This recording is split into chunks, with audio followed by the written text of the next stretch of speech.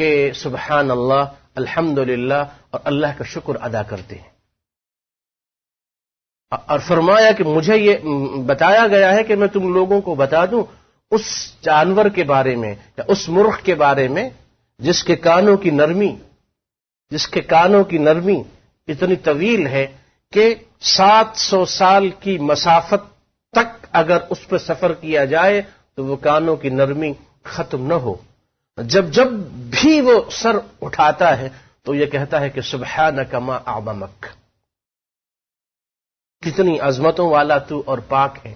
پھر جب وہ اللہ کی تعریف بیان کرتا ہے تو آواز آتی ہے کہ کاش اس حقیقت کو وہ بھی جان لے جو میرے نام کی جھوٹی قسم کھاتا ہے. تو سبحان اللہ، الحمدللہ، عقیدے میں یہ بات ہو کہ شکر اللہ کے سوا غیر کا جائز نہیں ہے. اور وما بکم من نعمت فمن اللہ یہ بھی ہے، جیسا کہ ہم آگے چل کے پڑھیں گے. قول اور شکر قول اور عمل دونوں سے ہو. اسی لیے اس چیز کو بیان کیا گیا کہ شکر وہ صرف انسان اپنی زبان سے ادا کرے اس حالت میں کہ اس کا قلب اور اس کا عمل اس کے خلاف ہو، اس سے منع کیا گیا ہے. اور یہ اس حقیقت کو واضح کیا گیا ہے کہ شکر حقیقی یہ ہے کہ انسان کے عقیدے میں اور انسان کے تخیلات، فکر و نگاہ میں اور انسان کے عمل میں اور انسان کی زبان پر شکر اور حمد یہ اللہ کی ہر وقت جاری رہے. داؤد علیہ السلام پہ اللہ نے داؤد علیہ السلام کے خاندان پہ بڑا انعام اور بہت سارے انعامات کیے. سلیمان اور داؤد دونوں نبی ہیں، باپ بیٹا، اور نبوت کے ساتھ ساتھ اللہ نے ان کو بادشاہت بھی دی اور کئی نعمتیں دیں. لوہا پگھل جاتا ہے اور لوہے کو یوں اپنے ہاتھ میں لے کے اس سے ہر چیز بناتے ہیں جیسے ہم لوگ کسی نرم ملائم مادے یا کپڑے یا کسی چیز کو. اللہ نے لوہے کو جو زمین کا ٹھوس و مضبوط طاقتور ایک چیز ہے اس کو وَأَلَنَّا لَهُ الْحَدِيدِ، حدید کو ہم نے ان کے لیے لین کر دیا، نرم کر دیا. لوہے کو یوں ایک لمحے میں اس سے سب کچھ بناتے تھے. اور یہ سلیمان علیہ السلام جنات پہ اور تمام مخلوقات پہ ان کی حکومت، ہواؤں پہ ان کی حکومت، چرندے پرندے جتنے سب کے سب ان کے دربار میں حاضری دینے والے، جس کا واقعہ سورہ النمل میں ہدہد کا مشہور واقعہ ہے. تو ان سے یہ فرمایا کہ اے داؤد کے گھر والو، اللہ کا شکر اس طریقے پہ ادا کرو. سورہ سبا 22ویں سپارے میں 14 نمبر کی آیت میں فرمایا اعملوا آل داؤد شکرا، اعملوا آل داؤد شکرا وقلیل من عبادی الشکور.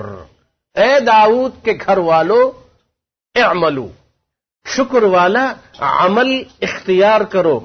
یہ نہیں فرمایا کہ اشکرو آل داؤد، اے داؤد کے گھر والو شکر ادا کرو، یہ نہیں فرمایا. اشکرو نہیں بلکہ اعملو. یہاں سے اس شکر کی قسم ہمیں معلوم ہوئی جس کا نام ہے شکر بالعمل. اور تیسری قسم ہے شکر کی لسان، اپنی زبان سے ہر وقت شکر ادا کرنا. اور یہ ہم نے اس سے پہلے وہ حدیث بیان کی کہ اللہ نے اپنی تعریف بیان کی. اللہ تعالیٰ کو سب سے زیادہ وہ بندہ پسند ہے جو اللہ تعالیٰ کی تعریف بیان کرے اپنی زبان سے. تو شکر دل میں بھی ہو اور شکر زبان پر بھی ہو، اور شکر یہ زبان والا اس کا عملی ثبوت انسان اپنے عمل سے دے. اور شکر پر اللہ تعالیٰ کے ہاں جو انعامات ہیں وہ یہاں اس میں سے ایک آیت کو بیان کیا جو سورہ ابراہیم کی آیت نمبر 7 ہے 13ویں سپارے میں، وَإِذْ تَأَذَّنَ رَبُّكُمْ لَإِن شَكَرْتُمْ لَأَزِيدَنَّكُمْ. شکر ادا ہوگا تو اس کا بدلہ فوراً اسی وقت دنیا میں ہی دے دیا جائے گا. آخرت میں جو اس کا اجر محفوظ ہے وہ تو ہے، لیکن آخرت سے پہلے دنیا میں اس کا اجر ہاتھوں ہاتھ، ایک ہاتھ سے دو اور دوسرے ہاتھ سے لو، ہاتھوں ہاتھ سودا۔ وہ یہ ہے کہ جب بھی تم شکر کرو گے جس نعمت کے بارے میں، اس نعمت میں ہم فوراً اضافہ کر دیں گے۔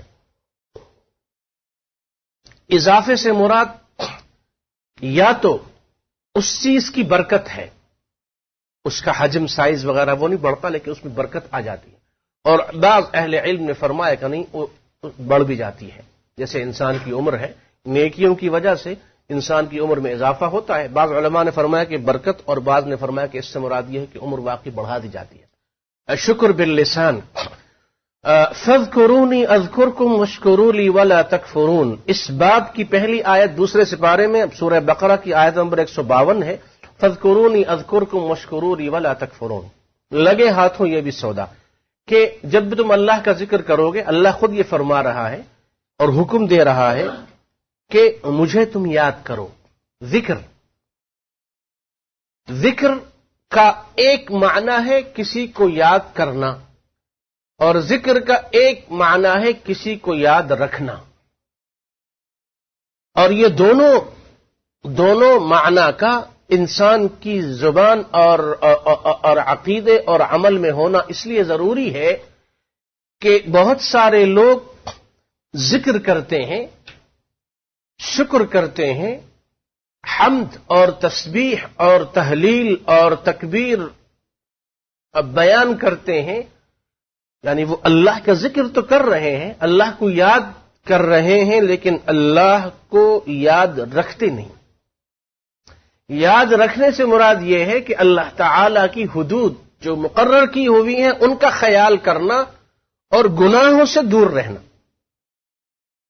تو ذکر ہے لیکن ذکر کے ساتھ فکر نہیں ہے۔ تو ذکر کا معنی ہے یاد کرنا اور یاد رکھنا۔ یہ یاد کر رہے ہیں، یاد رکھتے نہیں۔ یاد رکھتے تو گناہوں سے دور رہتے، اور یہ ذکر ان کو گناہوں سے دور لے جاتا، لیکن حالت یہ ہے کہ ذکر بھی ہو رہا ہے اور گناہ بھی ساتھ ساتھ جاری ہیں۔ اس کا مطلب ہے کہ ذکر ابھی ادھورا ہے، ناقص ہے، مکمل نہیں ہوا۔ فاذکرونی، مجھے یاد کرو، یاد رکھو، تو فوراً نقد سودا وہ یہ ہے اذکرکم، میں تمہیں یاد کروں گا۔ اور وہ جیسا کہ احادیث میں آیا، احادیث قدسیہ میں، کہ تم جب مجھے یاد کرو گے، تم کہاں یاد کرو گے؟ اپنے دل میں، یا اپنی زبان میں، یا اپنے گھر میں، تنہائی میں، یا اپنے دوستوں کے سامنے؟ تنہائی میں یاد کرو تو اللہ یہ فرماتا ہے کہ میں بھی تمہیں تنہائی میں یاد کروں گا۔ اور فی ملا، اگر تم دوستوں اور ملنے جلنے والوں، گھر والوں کی موجودگی میں یاد کرو گے تو میں تمہیں ایسے لوگوں، ایسی جماعت میں یاد کروں گا جو تمہارے ہاں کے لوگوں سے افضل ہوں گے، یعنی فرشتوں کی مجلس میں۔ اب آپ تصور کیجئے کہ ایک بادشاہ ہو یا پرائم منسٹر ہو یا پریزیڈنٹ وغیرہ ہو، وہ آپ سے یہ کہے کہ ہماری جتنی کابینہ ہے یا ہمارے جو لوگ ہیں ان سب کے ساتھ جب میٹنگ میری ہوگی تو اس میٹنگ میں ہم آپ کا ذکر کریں گے۔ آپ کو یہ بتایا جائے کہ فلاں میٹنگ میں آپ کا ذکر ہوا تھا، پھولے نہیں سماتے لوگ کہ اوہ ہمارا ذکر ہوا۔ تو اگر اللہ کی طرف سے یہ کہا جائے کہ تم مخلوق ہو اور میں خالق ہوں، تم کچھ بھی نہیں ہو اور میں سب کچھ ہوں، میں فرشتوں کی مبارک اور پاک مجلس میں تمہارا ذکر کروں گا کہ فلاں ابن فلاں جو میرا بندہ ہے اس نے مجھے یاد کیا ہے، تو فرشتوں میں تمہاری اس مجلس میں فلاں ابن فلاں کو یاد کر رہا ہوں۔ اگر ہم لوگ بے حس نہ ہوتے، اگر ہمارے دل مردہ نہ ہو چکے ہوتے، اور اگر ہم نے اپنے دین کو دنیا کے عوض بیچ نہ دیا ہوتا، تو اس ایک حدیث کو سن کر ہر مسلمان اپنا سب کچھ نچھاور کر دیتا اور اپنے 24 گھنٹے کا ہر لمحہ اللہ کے ذکر میں گزارتا۔ لیکن چونکہ وما قدر اللہ حق قدرہ، وما قدر اللہ حق قدرہ، اللہ کی جیسے قدر کی جانی چاہیے تھی ویسی قدر ہم نے نہیں کی۔ یہ حدیث کسی قوم کو مل جائے ہمارے علاوہ کسی اور کو، یہودیوں اور نصرانیوں سے اگر اللہ یہ کہتا، جبکہ انہوں نے اللہ کے بیٹے بھی بنائے اور بیٹیاں بھی بنائیں اور بیویاں بھی بنائیں، اس کے باوجود ان کو بائبل میں یہ لفظ اور یہ جملہ کہیں نہیں ملا کہ اللہ ان سے کہے، جس کے رشتے بھی بنا دیے انہوں نے، کہ میں تمہیں اپنی مجلس میں تم لوگوں کو یاد کروں گا، ایسا کہیں نہیں لکھا ہوا ان کے۔ اور یہ مسلمان اس امت کو یہ ایسی بشارتیں دی گئیں، لیکن کون ہے جو اللہ کو یاد کرے؟ اپنے محبوبوں کا، ان کے لب و رخسار کا، وہ لوگ جن سے محبت ہے، وہ کہ آج تمہیں جن سے محبت ہے 10-20 سال بعد یہ محبتیں یہ اپنا حسن و جمال کھو بیٹھتی ہیں، جب بالوں میں چاندنی آ جاتی ہے اور لب و رخسار کی سرخی وہ زردے میں تبدیل ہو جاتی ہے، اور جب کمر جھک جاتی ہے اور جب وہ رانائی اور جمال باقی نہیں رہتا، تو وہ جو کہتے تھے کہ تیری آنکھوں کے سوا دنیا میں رکھا کیا ہے، اب وہ اس قسم کا ذکر کرتے ہوئے بھی شرماتے ہیں کہ ہم نے کس بڑھیا کے بارے میں یہ کہا تھا، اس لیے کہ ختم ہو گیا، وہ چیز عارضی تھی، ختم ہو گئی، چند سال کی بہار تھی۔ اب وہ ایک دوسرے سے بھاگنے کی فکر ہے، آنکھیں چرائی جاتی ہیں، اور جو کچھ کہا گیا اس پہ انسان نادم ہوتا ہے کہ اوہ یہ ہم نے کیا کہہ دیا۔ سب کچھ عارضی ہے، تیرے بھی صنم فانی، میرے بھی صنم فانی، سب فانی اور خاکی، لیکن یہ وہ ہستی کہہ رہی ہے جس کی قوت حی قیوم ذات ہے، وہ فرشتوں کی پاک مجلس میں تمہارا ذکر کرے، اور تم اپنے زبان پہ جن لوگوں کا ذکر کرتے ہو وہ تمہیں اپنے مجلس میں وہ بھی یاد نہیں کرتے، جن کے لیے سب کچھ داؤ پہ لگایا، وقت آنے پہ آنکھیں پھیر لیتے ہیں، وفا شناس نہیں رہے، اس کے باوجود تم ان کے پیچھے مر مٹے، اپنا سب کچھ داؤ پہ لگا دیا۔ لیکن یہاں اللہ تعالی کی طرف سے کہا جا رہا ہم تمہارے خالق ہیں اور نقد سودا ہے، آخرت میں جو ہوگا ابھی اس وقت تم کہو اللہ اکبر، یا کہو سبحان اللہ، الحمد للہ، لا الہ الا اللہ، لا حول ولا قوت الا باللہ، اسی لمحے اللہ کی مجلس لگی ہوئی ہے، ذکر ہو رہا، فلاں ابن فلاں زمین کے فلاں مکان پہ ہمارا ذکر کر رہا ہے، فرشتوں ہم اس کا ذکر کرتے ہیں، تم گواہ رہو۔ اس کے باوجود انسان شکر نہ کرے، اور یہ فاذکرونی اذکرکم واشکروا لی ولا تکفرون، میرا شکر ادا کرو اور ناشکری نہ کرو۔ ناشکری اگر اللہ کی ہوگی، اس میں اللہ کا نقصان تو نہیں ہوگا، اور یہ اللہ کی شان رحیمی ہے کہ اس نے یہ فرمایا کہ تم اگر شکر کرو گے تو ان نعمتوں میں اضافہ کروں گا، ناشکری کرو گے تو نعمتیں چھین لوں گا، یہ نہیں کرو، یہ نہیں فرمایا، یہ نہیں کہا، اور ایسا وہ کرتا بھی نہیں۔ ناشکری کرو نعمتیں، بلکہ ناشکری کرنے والوں کو اور ڈھیل دیتا ہے، اور کفر کرنے والوں کو خوب ڈھیل دیتا ہے، یہاں تک کہ وہ کفر اور ناشکری اور دشمنی اور بغاوت اور سرکشی کی آخری حد تک جا پہنچتے ہیں، اس لیے کہ انہی انسانوں میں وہ بدبخت بھی تھا جس نے یہ کہا کہ انا ربکم الاعلی، اللہ نے اس کو اسی وقت نہیں پکڑا، ڈھیل دی، خوب ڈھیل دی۔ اور فرعون یہ کہتا تھا کہ میں اگر رب نہ ہوتا تو میں بیمار ہوتا، میں کبھی بیمار نہیں ہوا، میں تھکتا نہیں ہوں، اور میں لازوال جوانی اور لازوال طاقت اور لازوال حکومت، اس لیے میں رب ہوں. اللہ نے ڈھیل دی اور پھر اس نے تیر اپنے لیے اور لاؤ لشکر کو لیا اور کہا کہ کہاں ہے تمہارا رب اے موسیٰ. سورہ قصص میں جو ہے کہ ہم اس سے لڑائی کرنا چاہتے ہیں اور میں اس سے لڑنا چاہتا ہوں.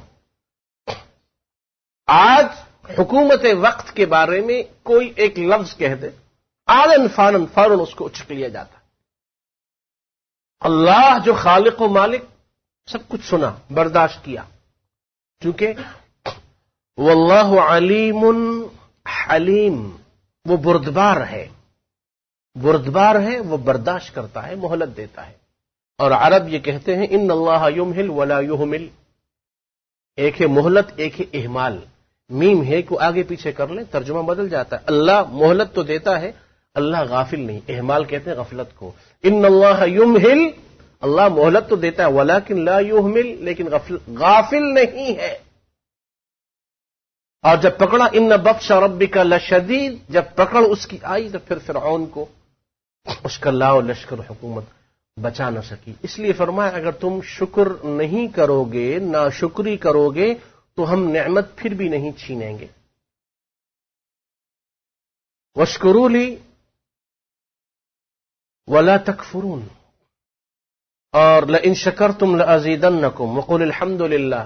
جنت میں اہل جنت کا آخری کلام اٹھتا بیٹھتا یہ ہوگا وآخر دعواہم ان الحمد للہ رب العالمین. یہ بتا دیا کہ تم اگر اہل جنت میں سے بننا چاہتے ہو تم اٹھتے بیٹھتے ہر وقت اللہ کی تعریف کرو. الحمد للہ تملأ المیزان، یہ تم جو الحمد للہ کہو گے دل سے اور عمل سے اور زبان سے، یہ تمہارے نامہ اعمال کو نیکیوں سے بھر دے گا، نیکیوں سے بھر دے گا.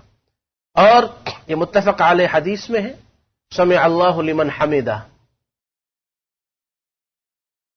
اللہ ہر اس مخلوق کی تعریف کو اللہ سنتا ہے جو یہ کہتا ہے کہ اللہ پاک ہے، اللہ کے لیے تعریف ہے. الحمد سمع اللہ لمن حمدہ، اللہ نے اس کی سن لی جس نے اس کی تعریف کی. تو کیا یہ کافی نہیں ہے کہ کمزور مخلوق اپنی گندی اور کمزور زبانوں سے جس کی تعریف کرے وہ سن لے اور اس سے خوش ہو؟ یہ بھی کافی ہے. سمع اللہ لمن حمدہ. اور صحیح مسلم میں ہے کہ جب ایک شخص نے یہ کہا الحمد للہ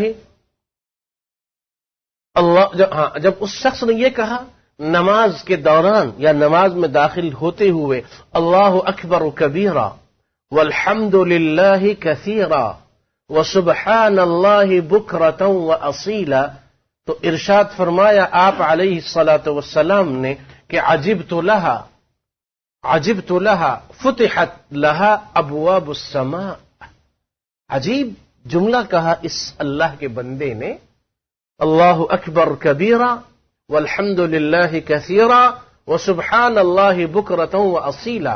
عجبت لها فتحت لها ابواب السماء، آسمان کے سارے دروازے کھول دیے گئے اس کے لیے.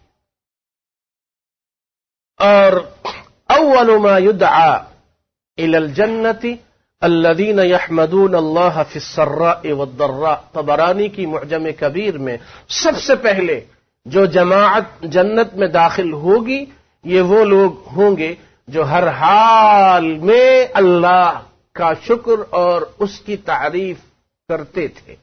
خوشی کی حالت ہو تب بھی الحمدللہ، کمزوری کی حالت ہو تب بھی الحمدللہ. ما من شیء احب الی اللہ من الحمد. مسند ابو یعلا کی حدیث حسن ہے کہ اللہ کے ہاں سب سے زیادہ پسندیدہ چیز وہ ہے الحمدللہ، بندے کا اللہ کی تعریف کرنا. ما انعم اللہ علی عبد من نعمت فقال الحمد للہ الا ادى شکرها فان قالها ثانیا جدد اللہ له ثوابها فان قالها الثالثة غفر اللہ له ذنوبه. مستدرک حاکم میں یہ حدیث ہے جس نے ایک مرتبہ کہا الحمدللہ کسی نعمت پر، وما بکم من نعمت فمن اللہ.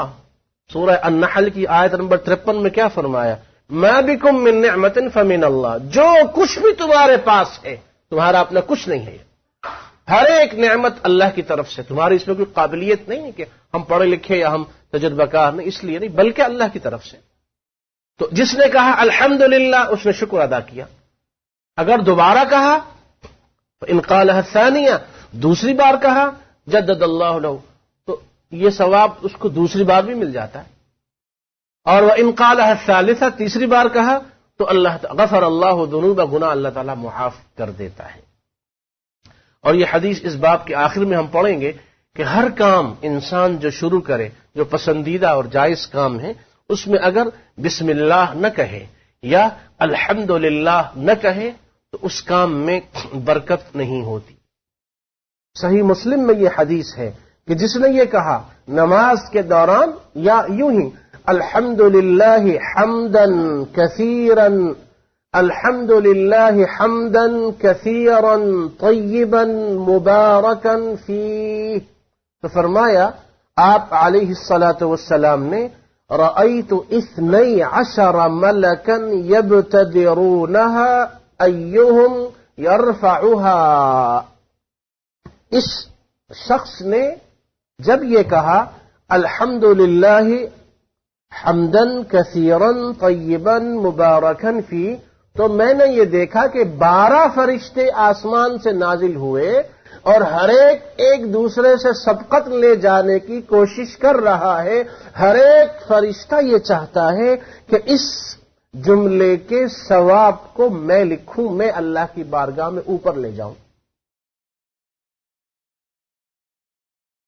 پہلی حدیث اس باب کی امام مسلم کی صحیح مسلم سے لی گئی کہ شب معراج جب اللہ نے آپ کو اوپر بلایا، اتیا لیلۃ اسری بہ، جب لے جایا گیا اور رات کا سفر اختیار کیا گیا ان کے لیے، تو بقدحین 2 برتن پیش کیے گئے، اتیا لائے گئے معراج کی شب آپ علیہ الصلاۃ والسلام کی خدمت میں بقدحین 2 برتن، 2 پیالے، خمرن و لبن، ایک میں شراب تھی اور ایک میں دودھ تھا۔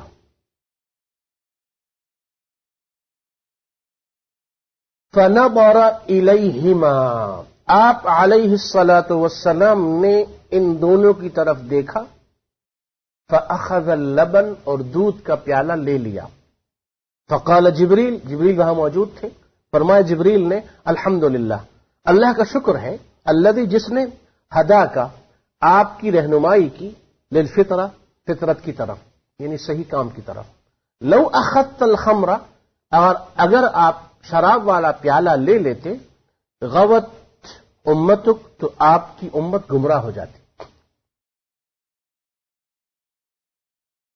یہاں یہ سوال پیدا ہوتا ہے کہ شراب جو ام الخبائث، ہر گناہ کی ماں ہے، جیسا کہ صحیح روایات میں یہ آتا ہے کہ بنی اسرائیل کے واقعات میں ایک عابد اور ایک بزرگ اور ایک دیندار آدمی سے جب گناہ کروانے کی کوشش کی گئی، بادشاہ نے اسے قید کیا اور کہا کہ ہم تمہیں قتل کر دیں گے، لیکن ہماری شرط یہ ہے کہ یا تو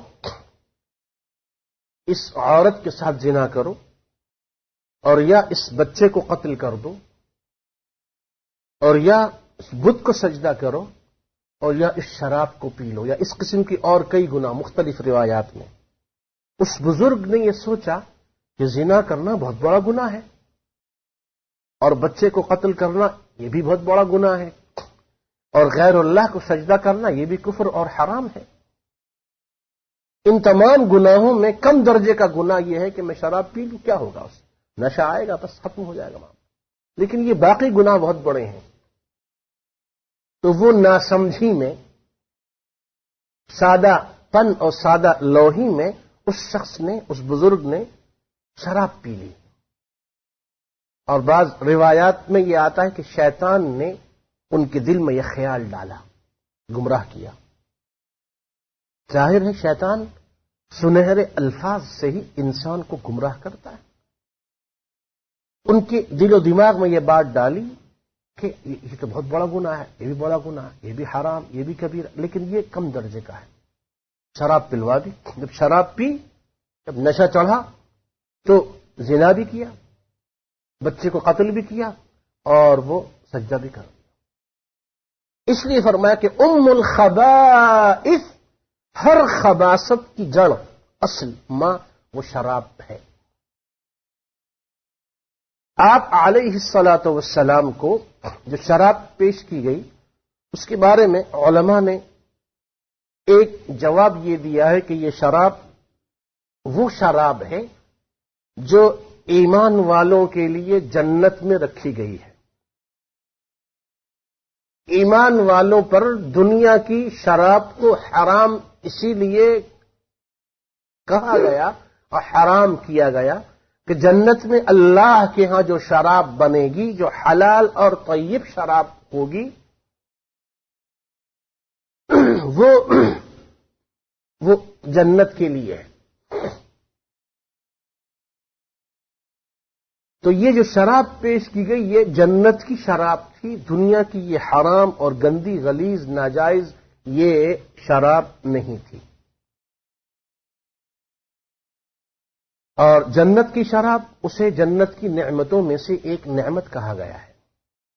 دوسرا جواب علماء نے یہ دیا ہے کہ یہ واقعہ شب معراج کا ہے، یعنی ہجرت سے قبل ہے، اور شراب کی حرمت اس کے بعد نازل ہوئی ہے، اس وقت تک شراب حرام نہیں ہوئی تھی۔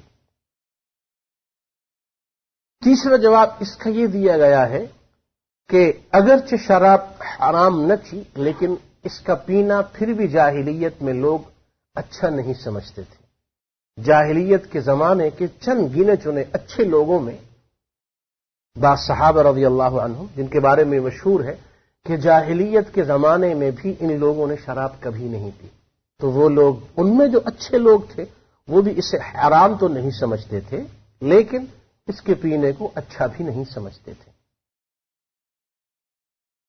فطرت کہا گیا کہ آپ نے فطرت والے کام کو پسند کیا۔ فطرت کہتے ہیں انسان کی اصل طبیعت کو، انسان کی طبیعت اور مزاج، اور یہ فطرت ہر انسان کی اللہ نے توحید پر بنائی ہے۔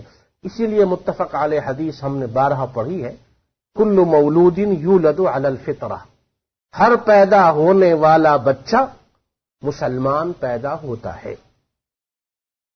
یہ الگ بات ہے کہ جس جگہ وہ پیدا ہوتا ہے اس کے ماں باپ یمجسان او یہودان او ینصران، اسے کرسچن بناتے ہیں یا یہودی بناتے ہیں یا مجوسی بناتے ہیں۔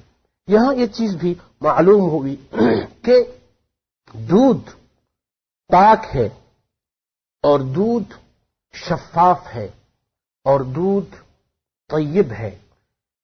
مومن کی فطرت بھی دودھ کی طرح فائدے والی ہوتی ہے۔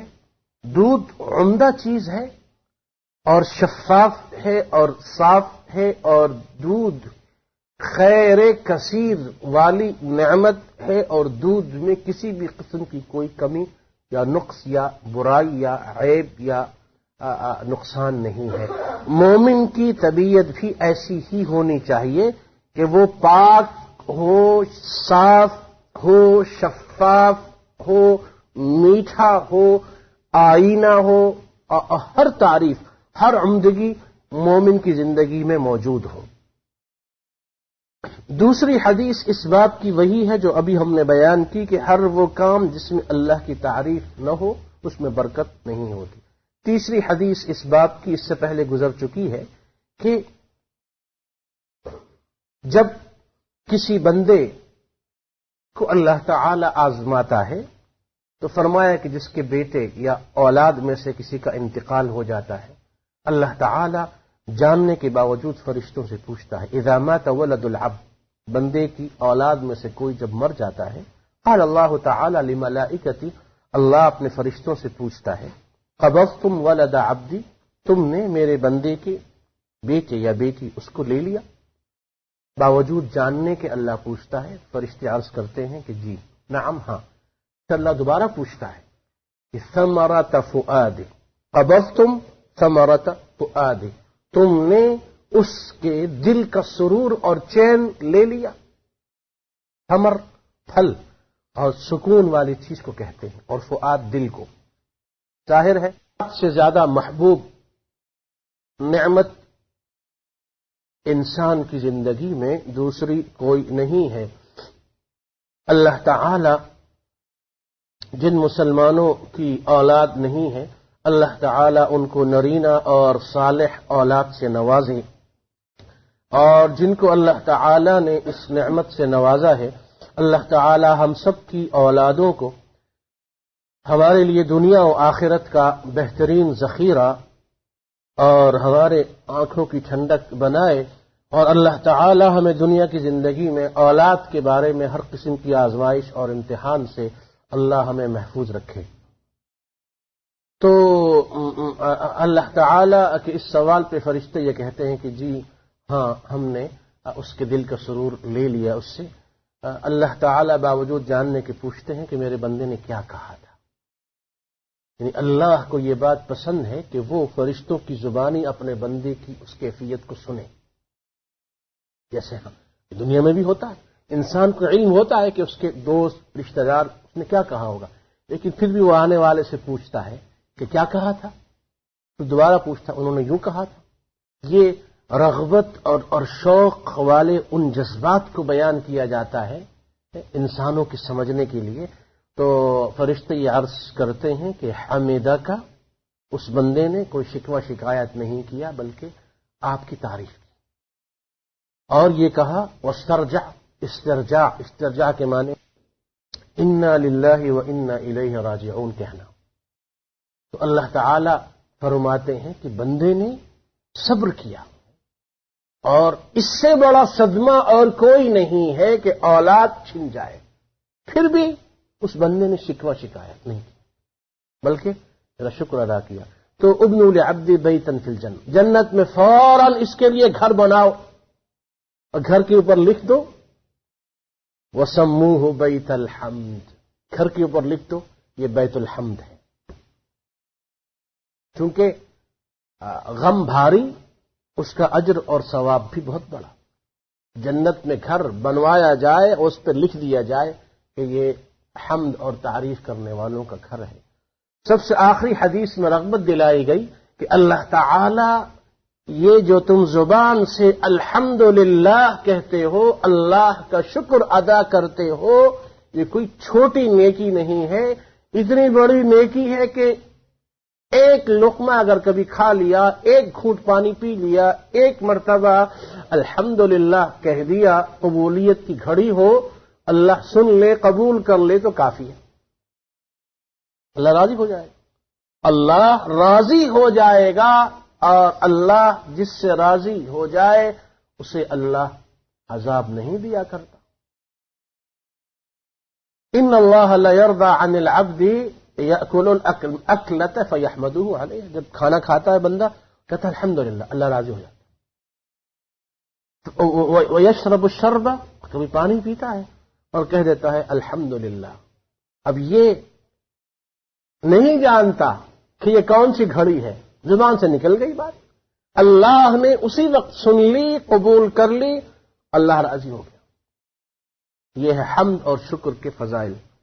وآخر دعوانا ان الحمد لله رب العالمين وصلى الله وسلم وبارك على سيدنا ونبينا محمد وعلى آله وأصحابه أجمعين. سبحان ربك رب العزة عما يصفون وسلام على المرسلين والحمد لله رب العالمين.